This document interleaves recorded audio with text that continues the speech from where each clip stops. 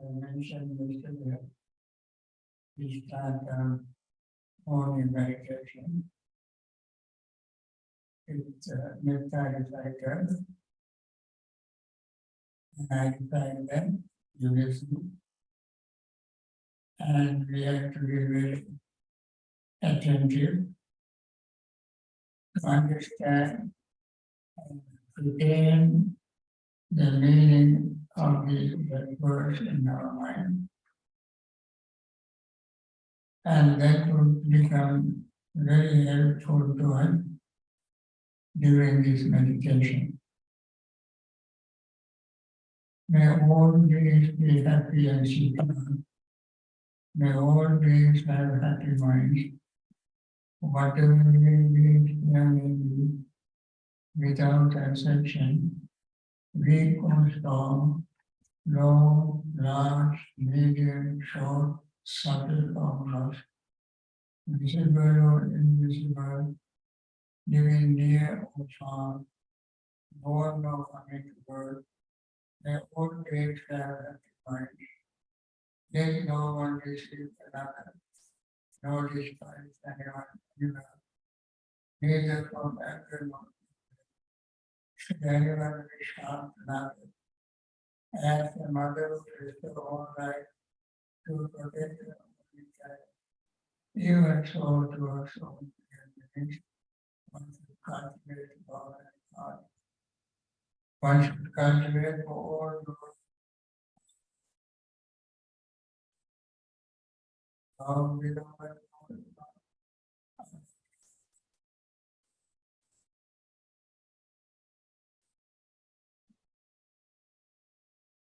lying down or bed, one should be on his mind. This is called divine journey together, not falling into error.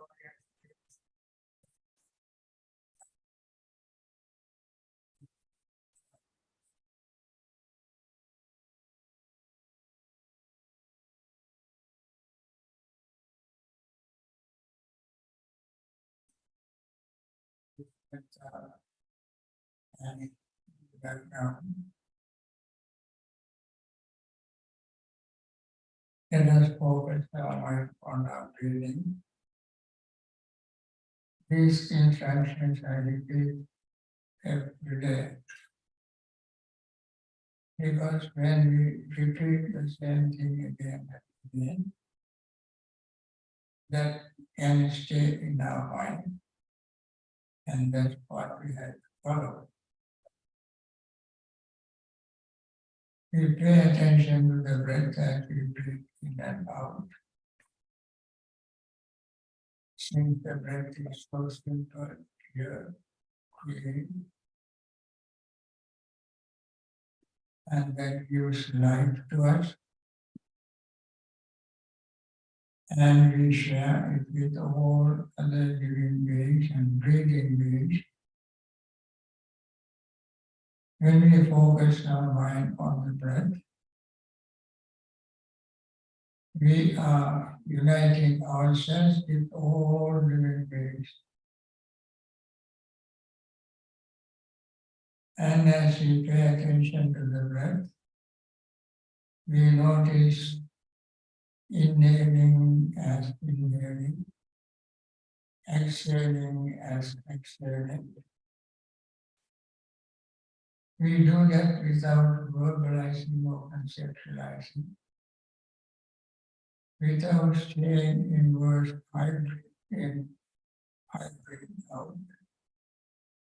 We try to minimize our verbalizing, conceptualizing, so that we can make concentration quickly. So pay attention to the breath. As we pay attention to the breath, we notice sometimes the breath is long, and being aware of long inhaling, we breathe in. Being aware of long exhaling, we breathe out. And after a while, the breath goes back to its natural rhythm, which comparatively is shorter. And being aware of short inhaling as short inhaling, short exhaling as short exhaling. We breathe in and out. When we pass these two stages, the breath, the mind become relatively clear, so that we can notice the beginning, middle and end of each inhaling and each exhaling. Whether it is long inhaling or short inhaling, long exhaling or short exhaling. All the mind is placed in the moment.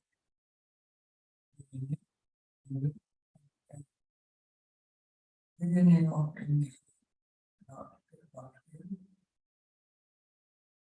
middle of inhaling is the chest area, end of inhaling is the abdominal area. Beginning of exhaling is the abdominal area, middle of exhaling is chest area, end of exhaling is the tip of our nostril. Noted in these 3 points, the breath touches, we breathe in and out. Thus, we become aware of the entire breath body.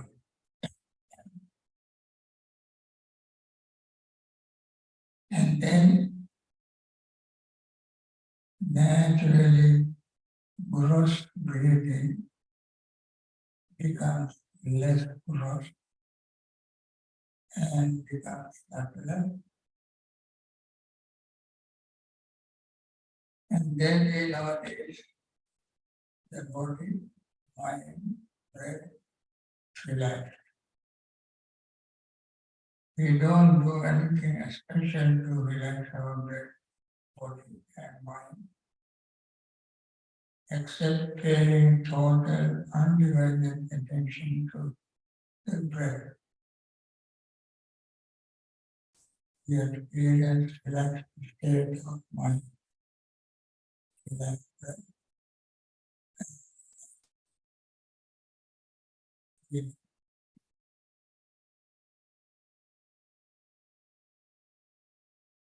When we are relaxed,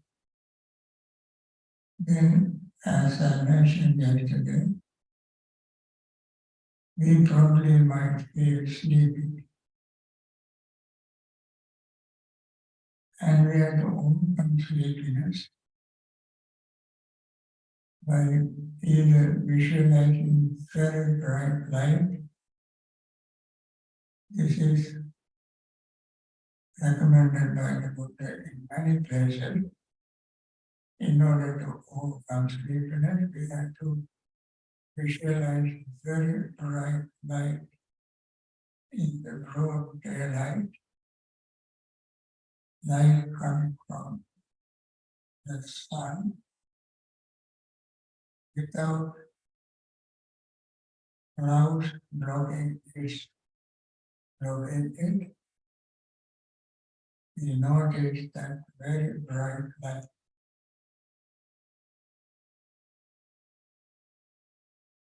When we visualize it, our sleepiness takes away.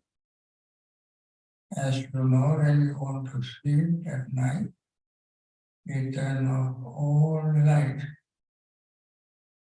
Sometimes even night light can bother some people. So they leave the pitch dark in the room so that they can sleep. On the contrary, if you want to be awake, turn on the light. Same principle operates here. When we are sleeping, visualize very bright light, sleepiness takes away. When sleepiness takes away,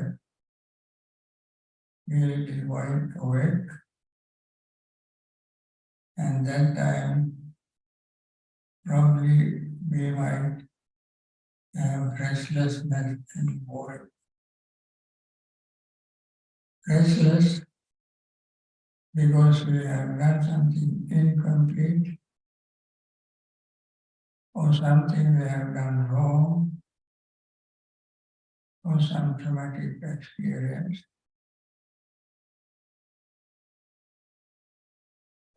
I remember something that I like very much.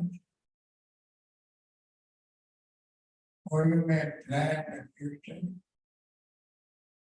Some of this can keep you awake, mind restless, and that accompanies with remorse. If you have done something wrong, then remorse can arise.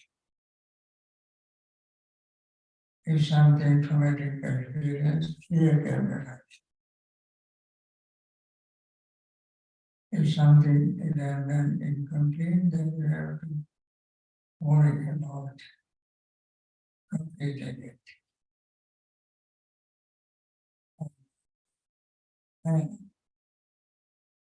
all these are very natural and mind is very alert, aware.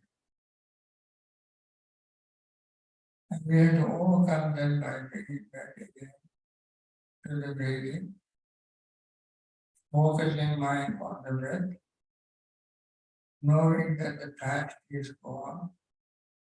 You can never bring it back to the present. Or you cannot bring the future to the present. Future has not come yet. Past is born. What you have now is the present moment. Feeling of breathing. Focus the mind on that.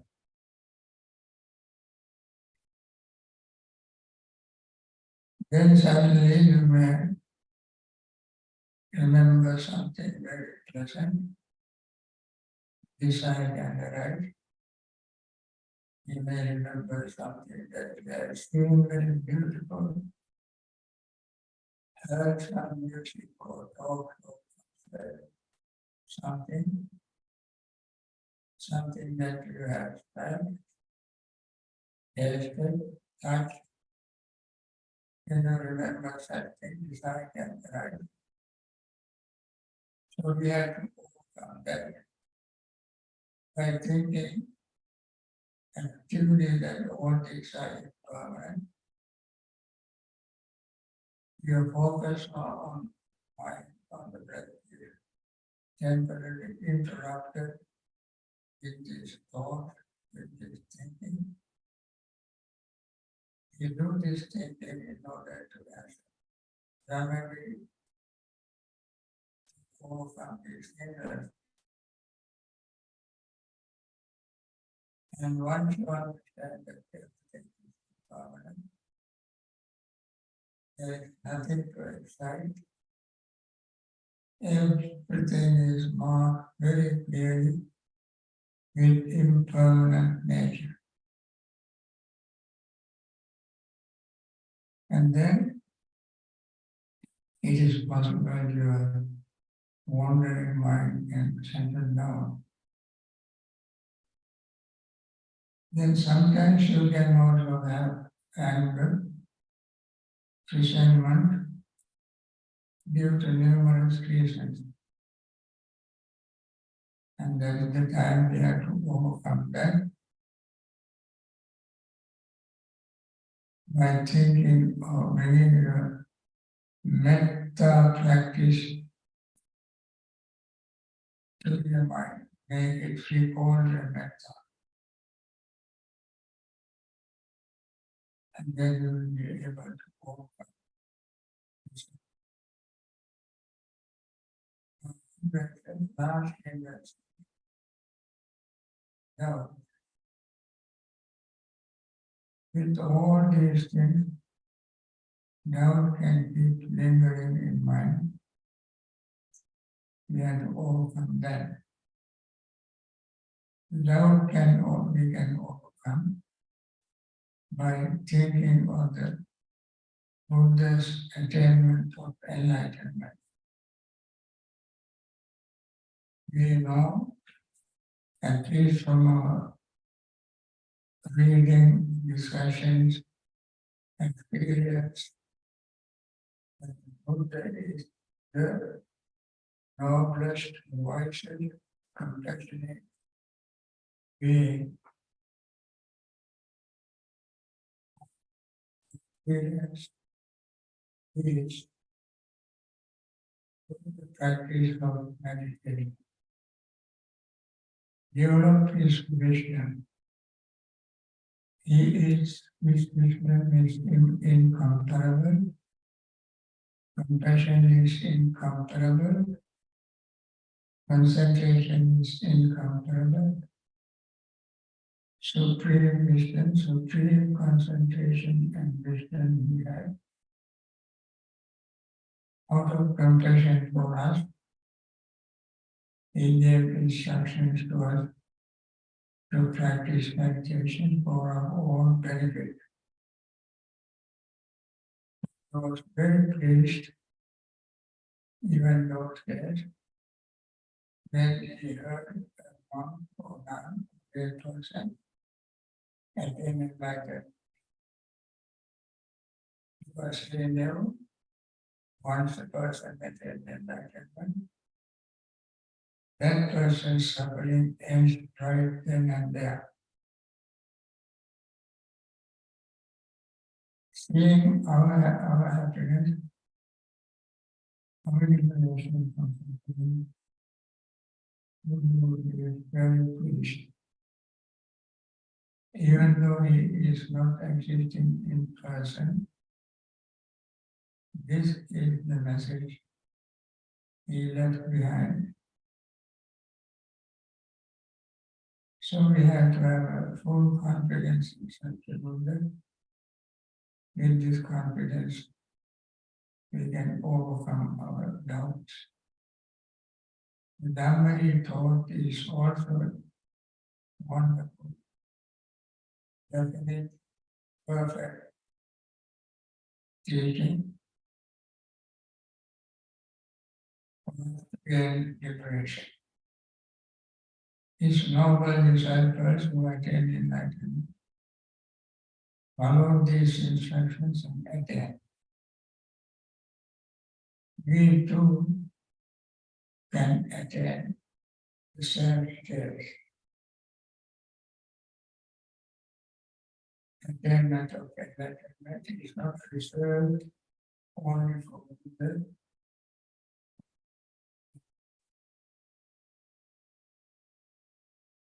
It is open to everybody, anytime, if we follow their instructions.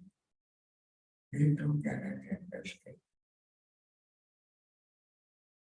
With this confidence, we keep practicing, paying attention to our breath. When you pay attention to the breath, you notice the body is changing, breath is changing, feelings are changing, our perception is changing, thoughts are changing, consciousness is changing. When you see that changing, you see the permanent nature that encourages us not to cling to any of them. Let them appear and disappear. We keep paying attention to it. And eventually we will be able to overcome our greed, resentment, and ambition. This is the purpose of our meditation. I think we keep the whole this in mind and try to practice and see how all this happened to us during our practice.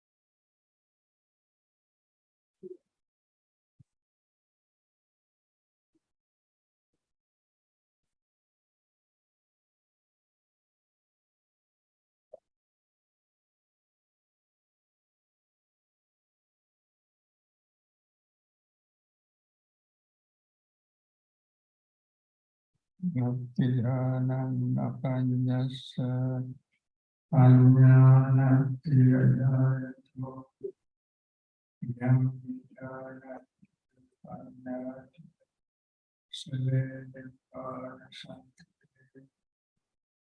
There is no concentration without wisdom, no wisdom without concentration. One who has more wisdom and concentration is close to peace and concentration.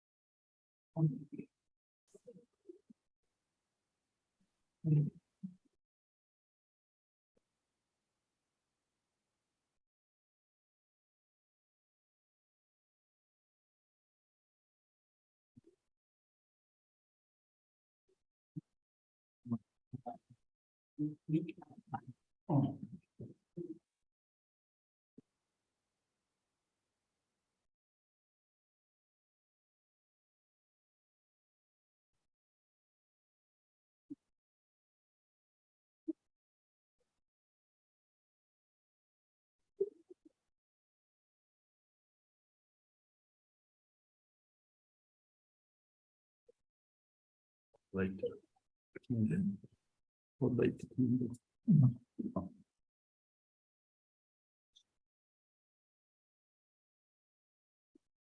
Normally, Sunday at this time, we have our Zoom session. And that is today the day we answer people's questions. Now, perhaps they may be waiting to answer their questions. Instead, they are going to have a regular Dhamma talk, and I hope they all can participate in this. Living in various parts of the world, and this is not aimed only at people who are sitting here, but people who are listening to our regular Sunday Dhamma talk, answering questions. Some people in Singapore, some Australia, England, Sri Lanka, Canada, and various parts of the United States. And some of you might have been listening to my Zoom talks somewhere. Anyway, as we mentioned, this theme of this retreat is the heart of Buddha's teaching. This is a very wonderful scheme that Buddha had. Wonderful scheme. Perfect scheme. In the sense that one leads to the other. There is a sequence. First, right understanding. When you understand rightly, what do you do with that understanding? With that understanding, you think. You have to think. Your thinking can be correct or incorrect depending on understanding. If the understanding is right, thinking definitely will be right. If understanding is wrong, thinking is wrong. Very simple. If understanding is right, nobody can mislead you. So the next step is right thinking. He spoke on that yesterday, of right thinking. which has three segments. Thinking of letting go, renunciation, nekkhamma sankalpa. Thinking of loving friendliness, avyapada sankalpa. Thinking of non-cruelty, ahimsa sankalpa. Friends, we have to have a very straightforward, direct, clear understanding of the truth in order to see how the first step leads to the second. Right thinking. When you think rightly, correctly, you have to express your thoughts. That is where words come in. We human beings are gifted a very, very special gift. No one else has this kind of gift. What is that gift? The power of speak. Power of speak. We can speak, we can communicate either in writing or in voice. You can record it and write it and communicate from one end to the end of the world to the other end. Communication system has become very sophisticated now because of our thinking, because of our ability to express, talk. So, the talk can be used or abused. Talk can be used or abused. It is said that Purisa se jata sa kuthari jate mukhe. Yene kimite atana vana dhumme dino janai pahana. Beautiful sense. A person born with an axe in the mouth. With this axe, this person is a fool. Fool is born with an axe in the mouth. With this axe, he can cut himself, destroy himself, or destroy others. Words have such a power. Words can, Buddha said, mukha tattena vitudete. When we have wrong intention, the second step of the normal formula. When we have wrong intention of greed, hatred, and cruelty, with this intention, we can use words that can step people. Therefore, mukha sattena vitudete. Step people with words.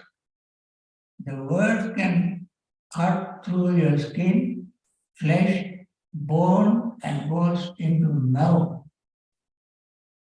Some words can go into marrow. And therefore, good intention will heal wounds. You have counseling, psychotherapy, psychoanalysis. What do? They listen and listen and listen and say few words to console you. When you are in deep trouble, emotionally, somebody talk to you to calm down, make you peaceful, happy. and show love, compassion, using words. So words have such a power, negative as well as positive. Right intention direct your mind to use this weapon for your benefit, for the benefit of others. Friends, the society function harmoniously, peacefully, cordially, with correct, right communication, using right words. You all know in the family, one word is enough to divorce. One word is enough to make an enemy.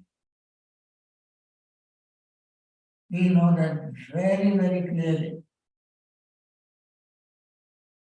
Some people get so upset with one word. They say that I don't want this fellow to come to my funeral. I don't want him to come to my funeral because he is so mean. He says such and such a thing to hurt me, to hurt my friends, to hurt my relatives. And he does this such and such a thing to my enemy, to hurt me, and so forth. Word has such a power. This is the important thing. Right thinking, right understanding, right thinking is absolutely necessary. And therefore, Buddha said,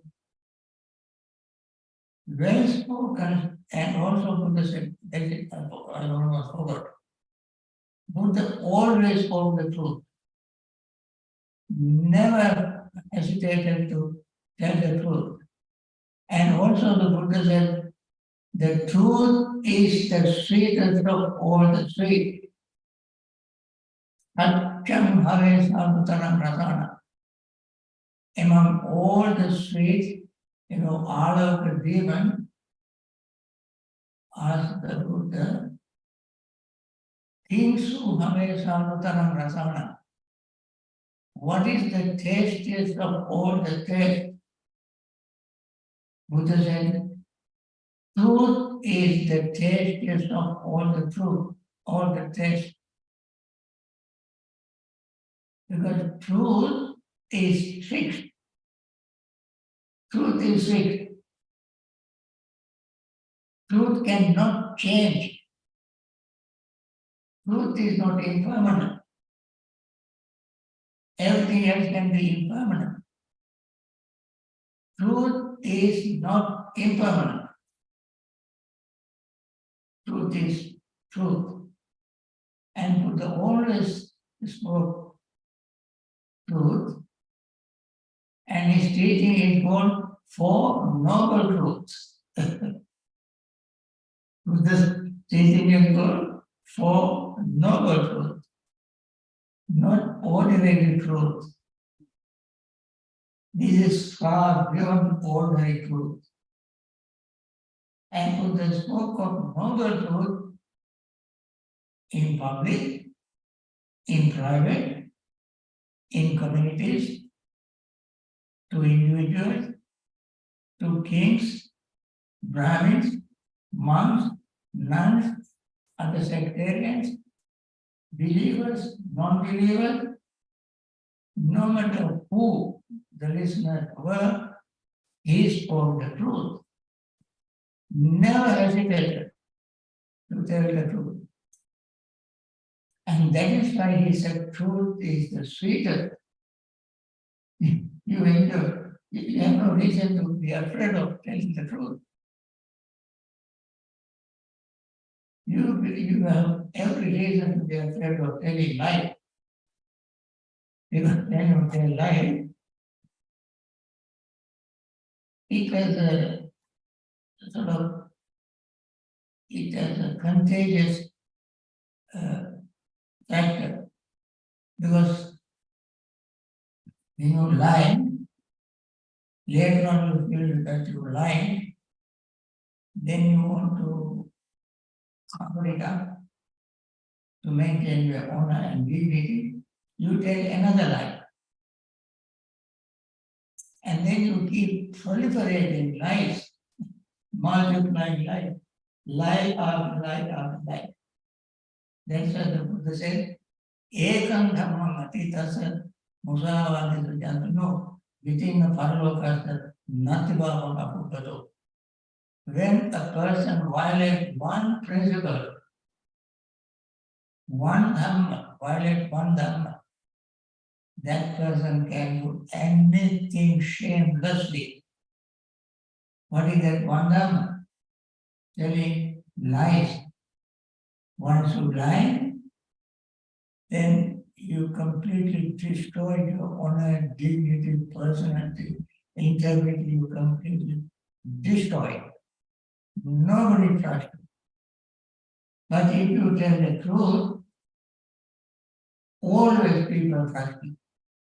They think that is a person with honor and dignity, integrity, honesty, sincerity, trusting. Trusting. So, the third step of the Noble Eightfold Path is telling the right speech, as opposed to wrong speech. As I said, when we speak rightly, that makes us remove our unwholesome karma. Wrong speech is wrong karma, unwholesome karma. Right speech is right karma. Right karma destroys wrong karma. Right karma destroys all karmas. That is why I said yesterday, Noble Eightfold Path is the karma that destroys karma. Noble Eightfold Path is the karma that ends our samsaric suffering. So,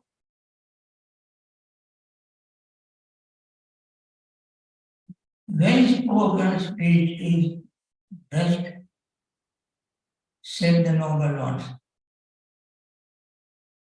It is best because in Mangal Sutta there is a Subhasitante Yavaka, Ekam Mangalam Uttamam.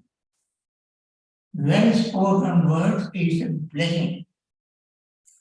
So, well-spoken word or correct words is blessing because listeners will be pleased. You will be pleased. When you speak the truth, well-spoken words, you will be very pleased. And speak the Dhamma, not Adhamma. That is the second quality of good speech. First quality is that you honestly, sincerely will be very pleased. You go to bed with tremendous pleasure. You get up with tremendous pleasure because you have no fear. And then second thing is speak the Dhamma, truth. That is why the Buddha said when we assemble Sadhikatana Vipunam Dvayam Karaniya Dhammiva Kata Aryava Tunibhava. When the monks and nuns monastic assemble, they can do one of the two things. One is observe silence. Observe silence. Second, talk on Dhamma. When we lie, we can lie in silence as well. We can lie in silence. Take the Fifth Amendment.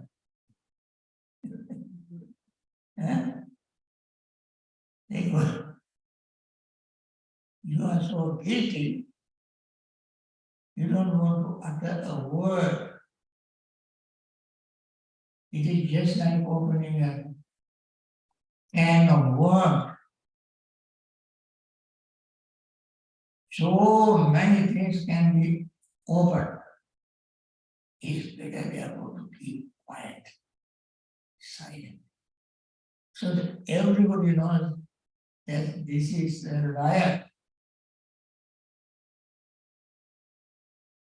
So omission is another way of lying. Not only commission, omission also is a lie. And therefore Buddha said, when you meet, remain quiet. Or speak the Dhamma. Dhamma. Talk about the five aggregates, factors of enlightenment, Four Noble Truths, sense and sensible object, ayatana, dhatu, talk about these things. Dependent origination, karma, rebirth, things like this. Use this kind of topic to talk. Dhamma. Not a Dhamma. The first quality is being pleasant. Second quality is talking of Dhamma. What is speak, what is pleasing, not unpleasant. We can use, sometimes people can lie using a sweet word. But Buddha wanted us to speak the truth with sweet words. And then the fourth is speak the truth, not lie. And there was a discussion with monks, when among them was one geezer. When one geezer said to the Buddha, it is in Pali, in order to save time, I say it only in English.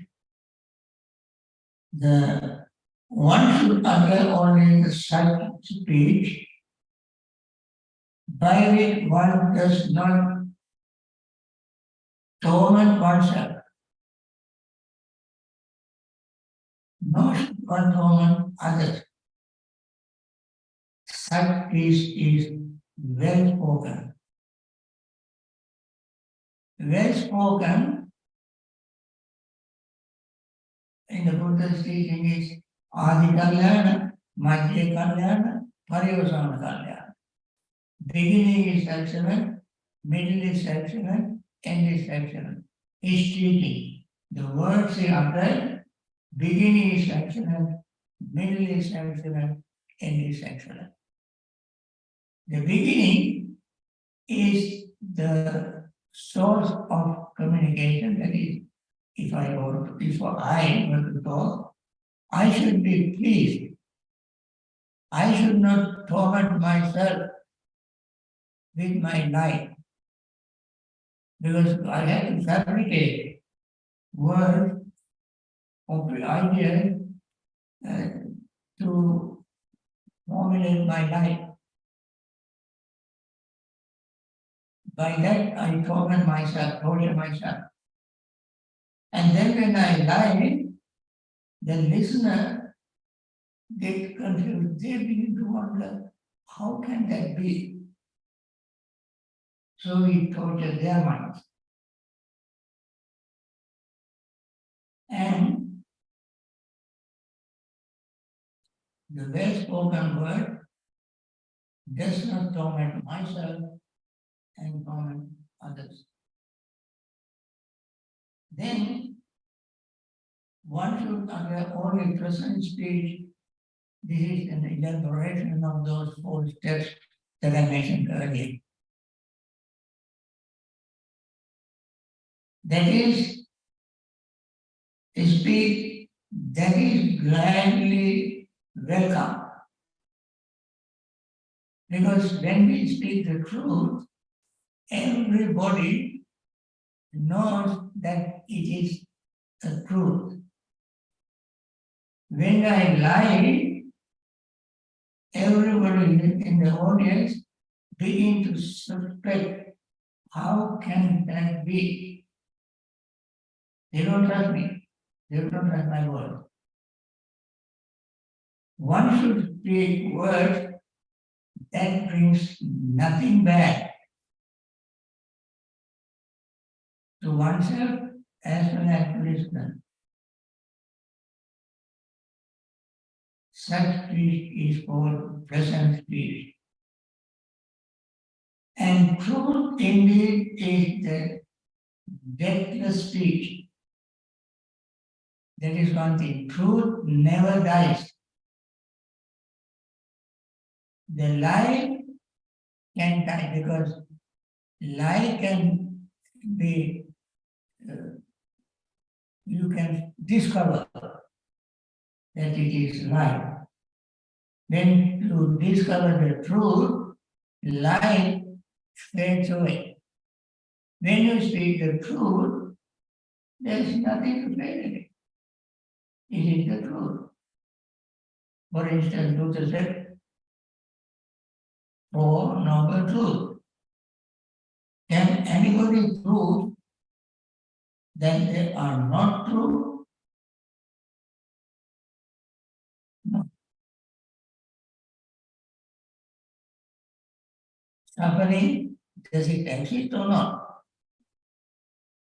You may pretend that it doesn't exist, but you cannot prove that suffering does not exist. It exists. The cause of suffering exists or not? It exists. End of suffering exists or not? It exists. And the path, the way, the noble eightfold path exists or not? It exists. This is not something Buddha fabricated just to please people. He simply discovered and spoke. Therefore, the truth never dies. As I mentioned, impermanence is impermanent, permanently impermanent. You can never make impermanent permanent. Right? It is permanent. And therefore, truth never dies. And every person must learn how to speak the truth. The speech that the Buddha utters for the attainment of Nibbana, the cessation of suffering, for making the end of suffering, is indeed the supreme speech. What Buddha spoke was the supreme speech. It is not just a belief. Belief can be true or not. Sometimes beliefs can be, you can believe in certain things. What you believe may be or may not be true. But when something is, can never be either this or that. It is. So, there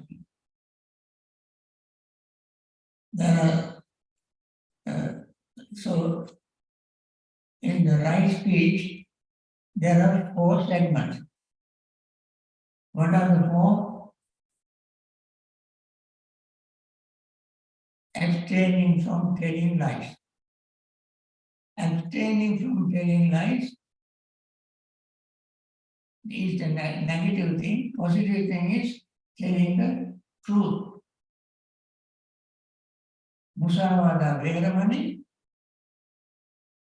abstaining from telling lies, uttering the right words, speak the right. So when somebody is among their relatives, friends, in meetings, in court, in the police custody, wherever, if somebody asks you, have you seen such and such a thing? If you have seen, you can say, yes, I have seen it. Have you heard such and such thing? If you have heard, you say, yes, I have heard. These are the 2 things that we use our eyes and ears to witness certain things. So we have to, if you have not seen, you can say, I have not seen. Have you heard? You can say, if you have not heard, they can say, no, I have not heard. But if somebody asks you, have you seen, and you have seen, instead of saying that I have seen, you look at each other. Why? Because you have no guts to tell the truth. If you have the right speech is addressing your conscience, telling the truth is the direct address of your conscience. Whether you want to stand on your feet, stand your ground, maintain your own dignity, and address your conscience, you have to tell the truth. That is number 1, truth. Buddha always spoke the truth. He said, Rupam Bhikkhave Anatta. No beating around the bush. Because form is without self. Form is without self.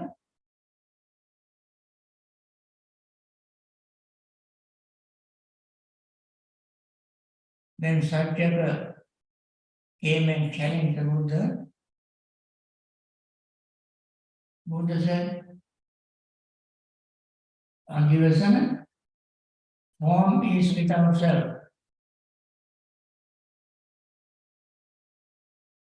Agivasana what was not said. He said, these trees, houses, people, everything stand on earth. Similarly, everything stands on self. Buddha said nothing stands on self because there is no self. So Buddha's observation, if something is self, that self should be able to control anything. Like in Kosala, if he wants to banish somebody from the country, he can banish him. If you want to put him in somebody in jail, you can put him in jail. Because he is the master, he is the Lord, he has power, control. You are getting all aggravation, you are getting all. Can you control it? Can you ask yourself, no, don't get old. You stay young. Can you do that? They cannot do that. Why? Because they have no ownership on yourself. If you have self will be able to do that. Like that, without among any group of people, kings, monks, nuns, men, women, divine, Brahma, among everybody, Buddha used this for what is called intrepidity. He never was afraid to tell the truth. You are very brave, like a lion, tell the truth. And so the Buddha said, don't be afraid to tell the truth among any kind of people, any place. Second, abstaining from malicious speech. The Pali word is Pisuna Vata. Pisuna Vata. Pisuna comes from Pesunya. Pesunya comes from Pisuna. Pisunya comes from Pesunya. Pe means priya, pleasant, friendly, united, cordial. Pe. Suna means destroy. You destroy people's unity, harmony, friendship by telling certain malicious things. For instance, you hear somebody somewhere, you have your friend, that friend is 100 miles away. You go and speak with your friend, and that friend, by slip of his tongue, may point out some of their weaknesses to this person. That person keeps it in mind and comes back to you and tell you, do you know so and so? Oh yes, I know that. No, he told me that you have such and such a weakness. You are doing such and such a wrong thing. I said so. And this he planted the poison in your mind. And you think, oh gee, I thought he was my friend. He doesn't seem to be my friend. How can he say this thing to you? This is a secret between him and me. So you break the friendship. Or he will listen to you and you will say something about your friend, some weakness, and he goes there and tell him, do you know so and so? Yes.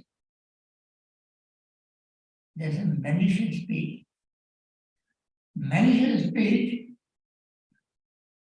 can destroy not only personal relationship, but even you can bring it to war, to kill people.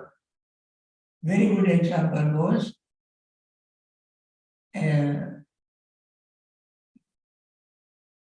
Lichavis. Lichavis were very harmoniously ruling their country. Lichavis in Buddha's time. And there was a king called Ajatasattu. Ajatasattu was a friend of Devadatta. Devadatta was the meanest human being who tried to kill the Buddha, who hurt the Buddha, who killed his own father. Devda, Ajasa. And Devda was trying to kill the Buddha. And these two became friends. Then is when Buddha said, Bhutan Bhutan Samsani Saniti. Dirt will mix with dirt.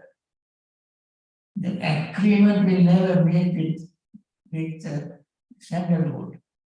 Excrement will mix with excrement. Flame will be meet with flame, like that. So there that we get friend with Ajata Sattu. There that tried to kill the Buddha, he could not kill the Buddha, he left the order. Ajata managed to kill his father and became the king. Now, he wanted to conquer Lichavis. So one day he was not sure whether he could do, but Lichavis are very powerful, very harmoniously, very beautifully, peacefully ruled their country. The secret of this he wanted to find out from the Buddha. Ajahnsattu sent his minister called Vastakara to meet the Buddha. Now the Buddha, the secret of the success of Lichavis. Can the Lichavis be defeated in a war? Buddha said no. So long as Lichavis observes current principle, they meet together, discuss things together, they will not slander anybody, they respect women, they respect monastic, they respect shrines, they don't introduce new unjust rules, they follow the traditional rules and so forth. So long as they observe these principles, nobody can defeat them. So Vasakara heard this and came and reported to Ajatasattu. Ajatasattu said, you go and tell them, whisper to you speak to one of those Lichavis members, whisper to his ear, there is rice in the paddy seed. You know, paddy is without with the husk, rice is without husk. That's what we eat. So he whispered to one of the Lichavis, paddy has rice in it. So when Vasakara left, one of the Lichavis who saw Vasakara whispering to his ear, after he left, he came and asked, what did he say? He said, there is a rice in the paddy. You thought this is such a silly thing. Everybody knows this. Definitely, this fellow has told him something very serious. And this fellow does not trust me. And therefore, he does not tell me the truth. So, Ajatasattu planted this poison in one of the Lichavis' ear, mind. And then they proliferated and they destroyed their harmony. And Ajatasattu was able to conquer that. So, politics is like that. Politicians create a beautiful scene first, brainwash people through their propaganda, lie with malicious intention, they lie, go secret, detecting, all kind of secret things they do. Finally, they prepare people's mind to justify the war. And then all this malicious talk, Buddha said, don't do that destroy not only personality, but destroy even people, property, country, everything. And that is the second harmful speech. Now, the harmful speech is harsh speech. Harsh speech. As I mentioned, harsh speech is so hurting that can go into your marrow. You feel so bad. And you can never want to associate with people who make very harsh speech. Dirty speech, in other words. Dirty speech, harsh speech. People, friends, we can enjoy tremendously with pleasant speech, friendly speech, kind speech, speech with love and respect.